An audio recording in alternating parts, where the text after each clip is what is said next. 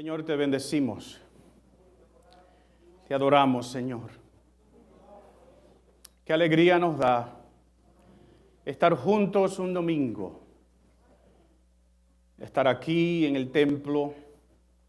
Estar algunos abajo y algunos mirándonos juntos con nosotros a través de medios electrónicos.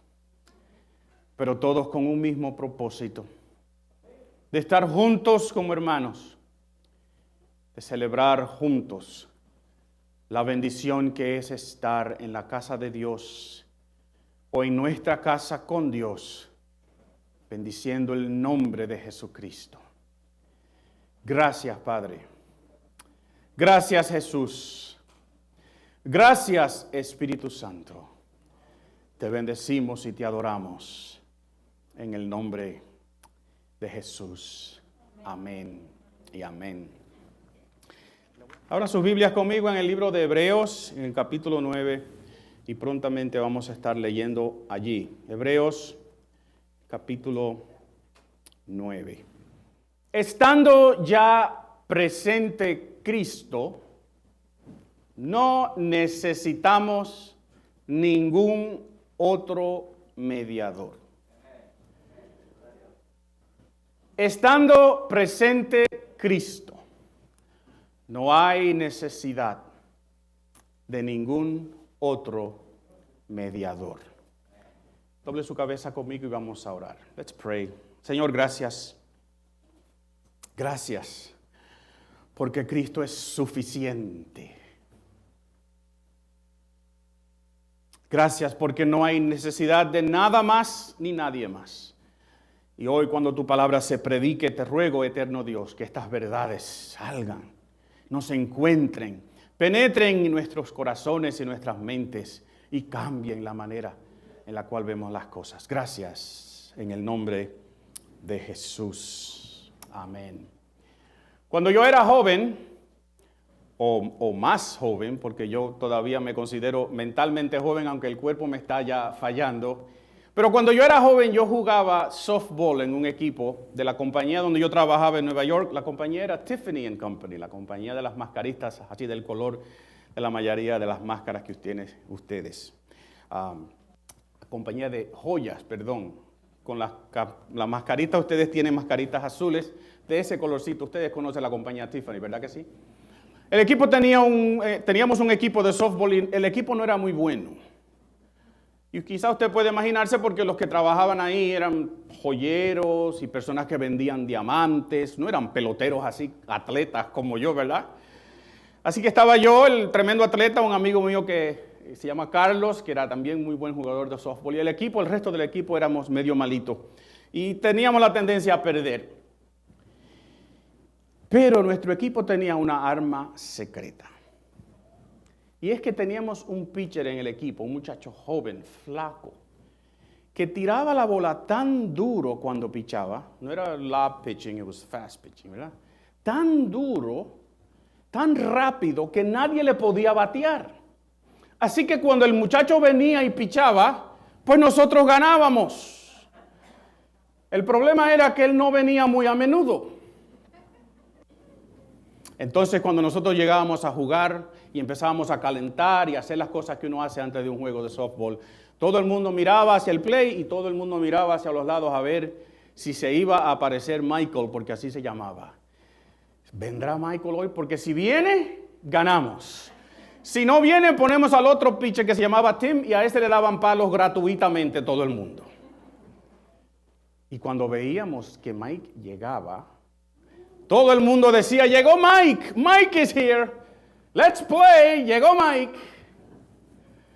¿Por qué? Porque sabíamos que si Mike, la estrella del equipo, estaba presente, nosotros íbamos a ganar y en un sentido no necesitábamos más nada.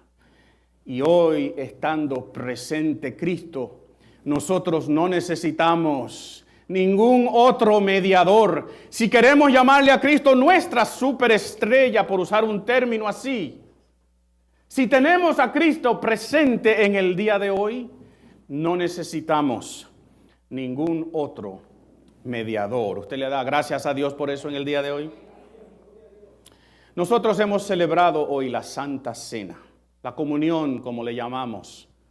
Es una de las dos ordenanzas que celebra la Iglesia Cristiana Evangélica, esta y el bautismo. Y esta ceremonia es preciosa para nosotros, porque celebra y conmemora dos grandes verdades que forman lo que serían las columnas que sostienen nuestra fe. La primera de esas es que la muerte de Jesucristo en la cruz del Calvario estableció un nuevo pacto para hacer expiación por el pecado, para pagar la culpa del pecado. Y esta ceremonia también dice que nuestro Cristo regresa por su iglesia. Usted dice amén, amigo, hoy. Así que el pan que nosotros compartimos hace unos momentos atrás, un pan partido, roto, significa el cuerpo de Cristo, entregado, roto, partido por nosotros, el sufrimiento que Cristo pasó en la cruz. Porque déjenme decirle que el pecado tiene consecuencias. El pecado tiene consecuencias y hay que pagarlas. Algunas se pagan aquí en la tierra. Otras se tienen que pagar en la eternidad. Pero la paga del pecado es muerte, dice la palabra del Señor. Y tenemos que entender que Jesús no muere en la cruz por los pecados, sino muere por la culpa de los pecados. Muere por la condena que hay para el ser humano a razón de los pecados. Y la copa que nosotros tomamos ahorita simbólicamente, como les mencioné, es algo que indica que estamos compartiendo ahora un pacto nuevo entre Dios y el ser humano. Un pacto de redención. Pero esa noche que Jesús hizo eso con los discípulos, Él les dijo, cada vez que ustedes se reúnan, hagan esto en memoria de mí. ¿Por qué dijo Jesús que había que seguir haciendo esto? Y quizás en un sentido esto se ha convertido en un rito, una ceremonia nada más para nosotros. Y hoy yo quiero responder a esas preguntas. ¿Por qué hacemos esto? ¿Qué es lo que esto significa? Hablándoles a ustedes de esta idea que Cristo es el mediador de un nuevo pacto. Cristo es el mediador de un nuevo pacto. Y quiero que vayan conmigo a la carta de los Hebreos, el capítulo 9 y los versos 11 al 15. The book of Hebrews, chapter 9, verses 11 through 15. Y lo voy a poner en la pantalla para que ustedes lo puedan ver. La palabra de Dios dice así, si lo ven. Pero estando ya presente Cristo, sumo sacerdote de los bienes venideros, por el más amplio y más perfecto tabernáculo, no hecho de manos, es decir, no de esta creación, y no por sangre de machos cabríos ni de becerros, sino por su propia sangre, entró una vez para siempre. Diga una vez para siempre conmigo, dígalo. Aleluya. Entró una vez para siempre en el lugar santísimo, habiendo obtenido eterna redención. ¿Usted le da gracias a Dios hoy? El versículo 13, porque si la sangre de los toros y de los machos cabríos y las cenizas de la becerra rociadas a los inmundos, y vamos a hablar de eso después, si esas cosas santifican para la purificación de la carne, ¿cuánto más? Diga conmigo, ¿cuánto más? Dígalo. ¿Cuánto más la sangre de Cristo, el cual mediante el Espíritu Eterno se ofreció a sí mismo sin mancha a Dios? ¿Cuánto más limpiará vuestras conciencias de obras muertas, para que sirváis al Dios vivo? Así que, por eso es mediador de un nuevo pacto, para que interviniendo muerte para la remisión de las transgresiones que había bajo el primer pacto, noten, los llamados reciban la promesa de la herencia eterna. Que el Señor bendiga su palabra. Las palabras que inician este pasaje que leímos, pero estando ya presente Cristo, ese pero indica que algo estaba antes en este capítulo. Y si usted lee el capítulo 9, no tenemos tiempo para ir en todos los detalles, pero si usted lee el capítulo 9, usted va a ver por qué el versículo 11 dice, pero estando ya Cristo. El capítulo 9, verso 1 empieza diciendo, ahora bien, aún el primer pacto. Así que el que está escribiendo esta carta, que no sabemos quién es, por cierto, es anónima, nos dice que hay un primer pacto. Y procede en esos versos a describirnos detalles de este pacto, de estos sacrificios, que son para nosotros bien raros, bien extraños, bien foráneos, no son cosas que nosotros practicamos. Y entonces el verso 11 cuando dice, pero estando ya presente Cristo, lo que está diciendo es, ahora hay otra cosa. Ahora hay algo nuevo. Ahora hay un pacto nuevo entre Dios y el ser humano. En estos primeros versos del capítulo 9, el escritor describe el antiguo tabernáculo. La palabra tabernáculo quiere decir casa de campaña. O quiere decir un sitio donde alguien vive. Y si recuerdan, Dios le dio a Moisés las directrices de cómo hacer un tabernáculo cuando ellos estaban en el desierto. Y cómo hacerlo, cómo cubrirlo, qué tenía. Y ese tabernáculo era movible. Se podía desmantelar y ellos lo cargaban con ellos. Y cuando llegaban a un sitio esa noche lo montaban de nuevo. Si se iban a quedar en un sitio lo montaban allí permanentemente hasta que era tiempo de recogerlo otra vez y llevárselo. Y el escritor nos describe cómo ese santuario tiene, o ese tabernáculo tiene un lugar santo, donde hay ciertos artefactos para el rito de los judíos, y hay un lugar santísimo. Un cuarto, un salón donde entra el sacerdote, el sumo sacerdote, una vez al año. Y primero tiene que lavarse él, después hacer su propia purificación, hacer su propio rito para sus pecados, y después entrar en el lugar santísimo una sola vez, donde esté el arca y la mesa de la propiciación, la mesa de la provisión de Dios, y entrar allí y hacer las ceremonias que se hacen para la remisión de los pecados o para que los pecados del pueblo fuesen cubiertos.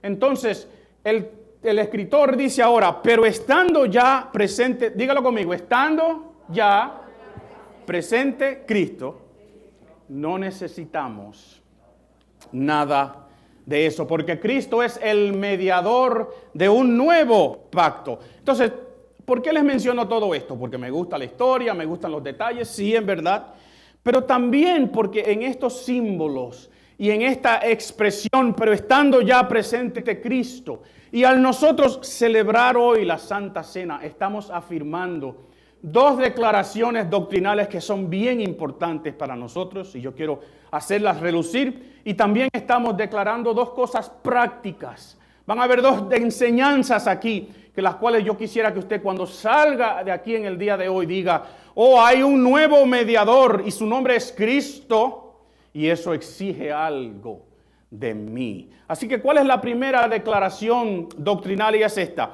Cristo entró en el lugar santísimo, que no es de creación humana, y obtuvo ¿qué? Nuestra redención. El escritor de la carta dice, Cristo entró en un lugar santísimo que no es el que está en el templo en el día de Jesús. En el templo que construyó Herodes había un lugar santo y había un lugar santísimo, hecho de manos, de creación humana. Y el escritor nos dice, Cristo entró en el lugar santísimo, pero uno no hecho por manos humanas, sino uno celestial, uno no de aquí. Y entró allí, ¿para qué? Para obtener, ¿qué? Nuestra redención.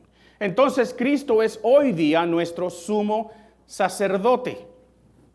Hoy Cristo es el mediador. No necesitamos ningún otro mediador. Yo soy el pastor de esta congregación, no el mediador de esta congregación con Cristo. Nadie es un puente, nadie es un mediador a Dios, solamente Jesús. Y lo es al entrar simbólicamente en ese lugar santísimo, que yo diría que es al ir a la cruz del Calvario y con ese hecho, con ese acto de sacrificio propio, Él entonces resolver el problema de la paga del pecado, que es muerte.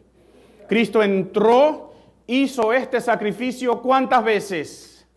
Una vez para siempre. y Cristo obtuvo nuestra redención. Entonces, ¿es esto mera doctrina nada más? Pues miren, sí, es doctrina, pero recuerden, si Cristo es nuestro mediador, yo no necesito ningún otro mediador. ¿Estamos claros en eso? Yo no necesito ningún otro sacrificio. No necesitamos hacer más nada por nuestros pecados, sino aceptar lo que Cristo hizo en la cruz por nuestros pecados. No hay ningún otro medio ni ningún otro método tampoco para acercarnos a nuestro Jesús y acercarnos a Dios. La segunda declaración que yo quiero compartir con ustedes es esta. ¿Cuánto más puede lograr el sacrificio de Cristo que cualquier otro sacrificio? Usted lo puede ver en el versículo 14. ¿Cuánto más la sangre de Cristo? Y es una pregunta retórica. ¿Saben lo que es una pregunta retórica? You know what a rhetorical question is? Es una pregunta que tú no estás buscando la respuesta. La respuesta es dada en la pregunta. ¿Cuánto más? Nada más. No hay otro. No hay ningún otro sacrificio. Lo que Cristo hace en la cruz del Calvario es lo más grande y lo único que es necesario que se haga. Cristo, al morir en la cruz, establece que no hay más nada que sea necesario hacer para la expiación de nuestros pecados. Entonces, si usted va conmigo otra vez a los versículos 13 y 14, y mire lo que dice. Porque si la sangre de los toros y de los machos cabríos y las cenizas de la becerra rociadas a los inmundos, y usted, pastor, explique eso, ¿verdad que sí? Ustedes entienden que los ritos de los judíos, la mayoría de ellos pedían que se sacrificara un animal. Si tú eras bien pobre cuando tú traías tu sacrificio y tú no podías traer un corderito o un animal, pues entonces tú podías traer hasta un pedazo de pan. Pero los sacrificios que se hacían en el templo, uno por la mañana y uno por la noche, esos sacrificios siempre eran de un animal.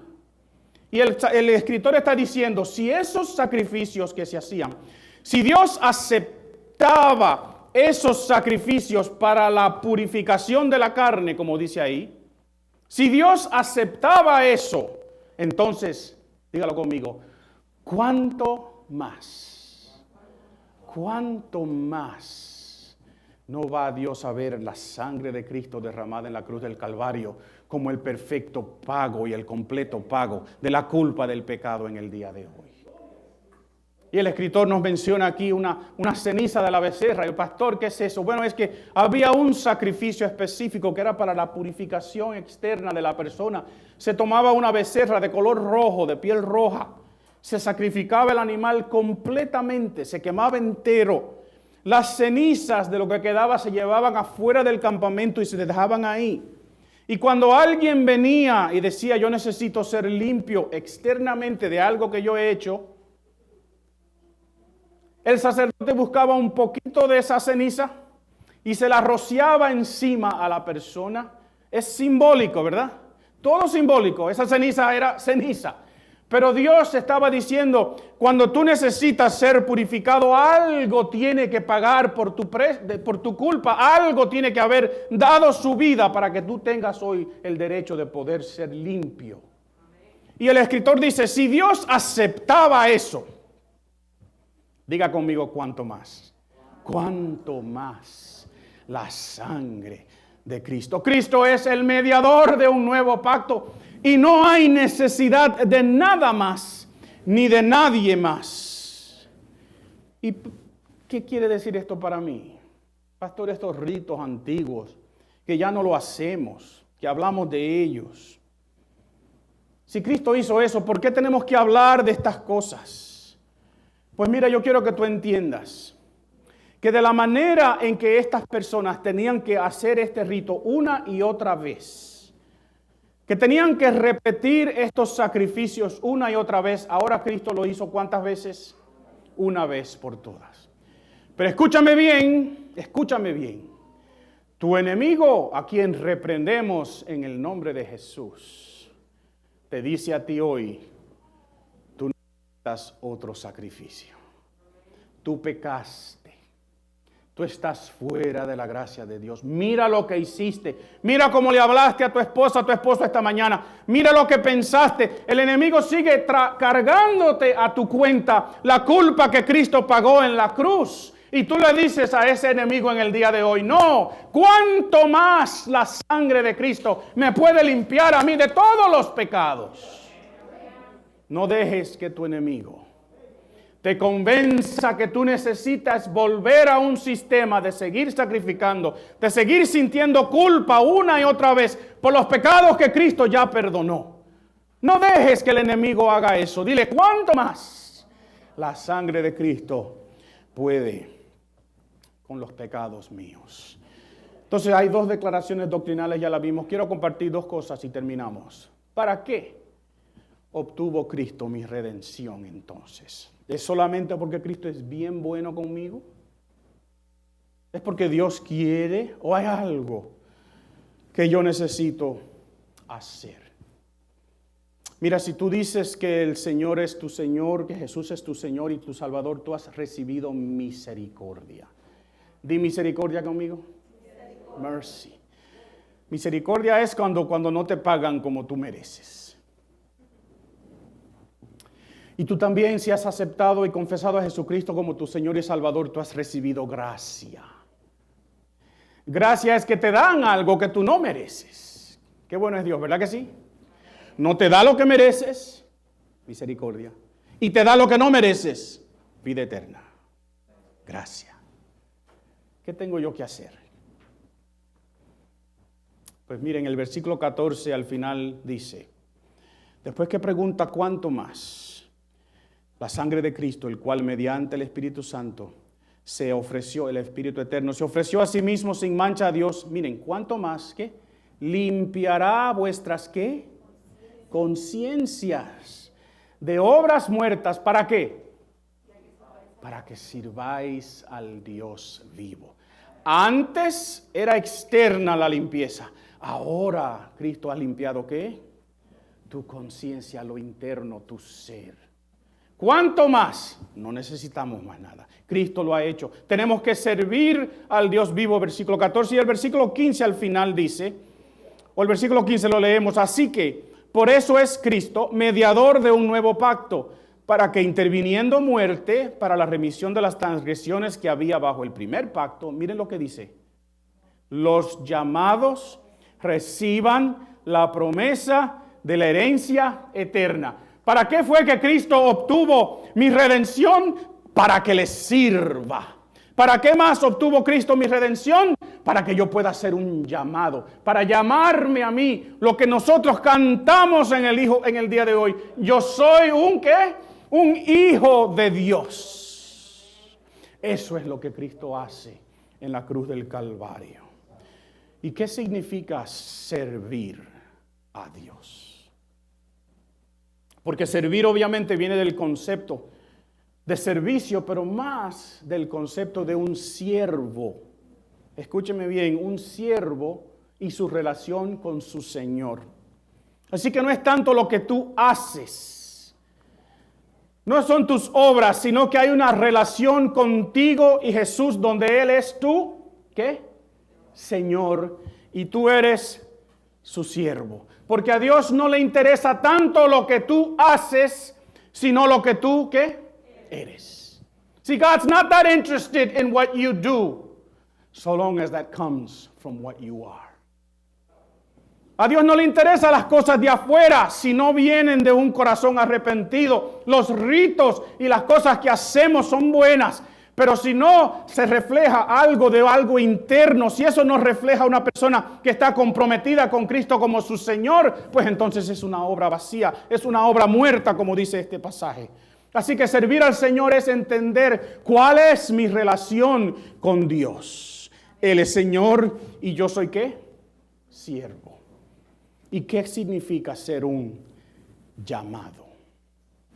¿Usted se ha preguntado? ¿Qué significa ser un llamado? Mira, primero que Dios te escogió para llamarte. Dale gracias a Dios. Pero un llamado también es uno que lleva el apellido de alguien, ¿verdad que sí? Tú te llamas algo. Nosotros nos llamamos algo, ¿verdad que sí?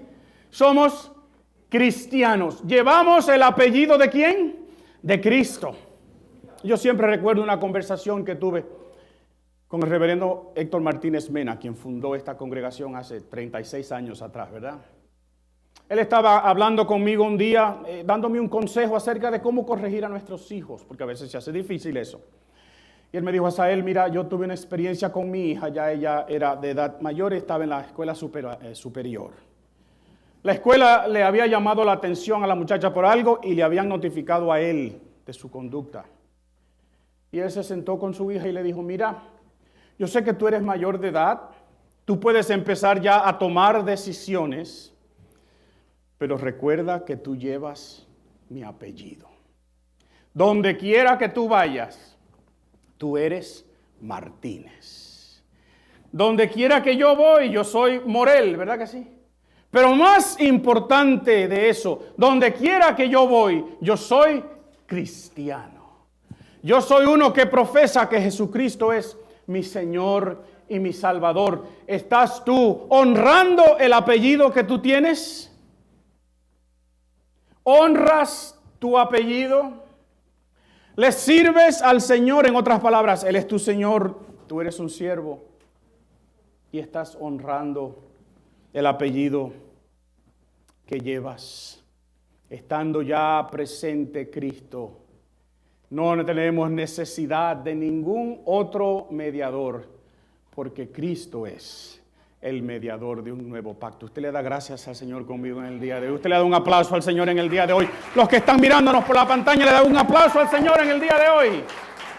Cristo es el mediador de un nuevo pacto. Cuando celebramos esta ceremonia aquí los domingos, no es meramente porque una vez al mes lo hacemos.